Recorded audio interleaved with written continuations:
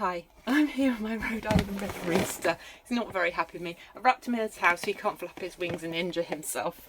But he's here because I've looked at his feet and I've noticed they're a bit scaly. And looking closely, there's some crusted bits that are a bit sore, which is typical of when they have leg mites. So I'm going to clean them up a bit yesterday and put some Vaseline on.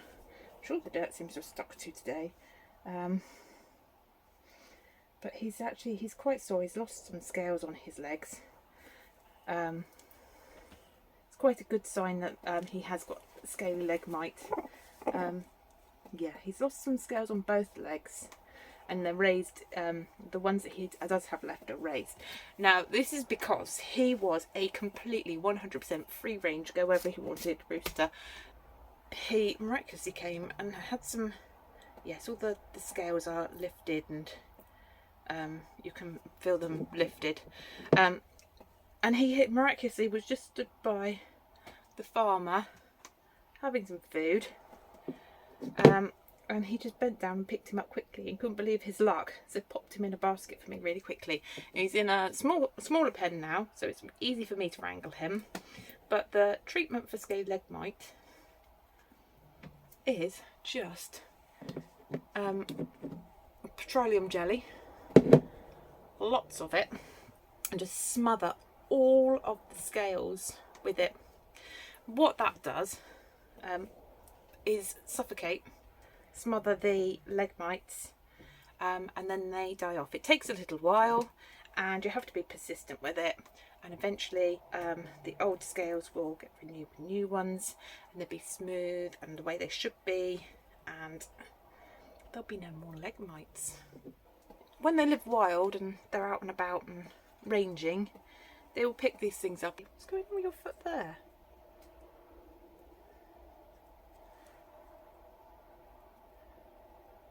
Okay, there's another thing I'm going to keep an eye on, because that could be something that's got in the bottom of his foot. I'll show you up close on the camera. There is a dark spot there, so I think that might be something that's gone in, or it could just be a scab from an old cut, so I will keep an eye on that. It will get covered in Vaseline also, and if it's still there soon, I'll investigate further. But he's being traumatised enough by being cuddled and fixed up with this Vaseline. Oh, you've got a really sore bit there. You've got such a sore bit there. That is not nice. Let's get rid of those horrible things. Oh dear. Right, that's as much as I'm going to put on him. Wipe my hands, and then I can show you a close up of his feet. It's quite so here we are, his feet. You can see there are some new scales coming here in this area where he's lost some, but up here on the knee joint, which you wouldn't see until you had a really close look, he's lost his scales and it's really quite raw. I have smothered it really thick with petroleum jelly, and I've worked it all under into the cuticles. Ooh, my filming's not very good. I've worked it all under and into the cuticles, really thickly smothered, and I will do that every single day. Might even do it twice a day until they start looking smooth and beautiful. I'm going to also put some on his comb, because what I've seen on this side, see if I can turn the camera around, on this side it's got some dry bits, so we'll also put some Vaseline on there too. Put you back up there for a minute. There we go. Is that going to the beautician for him? No, you. Put some Vaseline on there. If you've got a chicken with a large comb and mottle like this, you can also do this in the winter to help with the cold and frostbite, to keep it supple.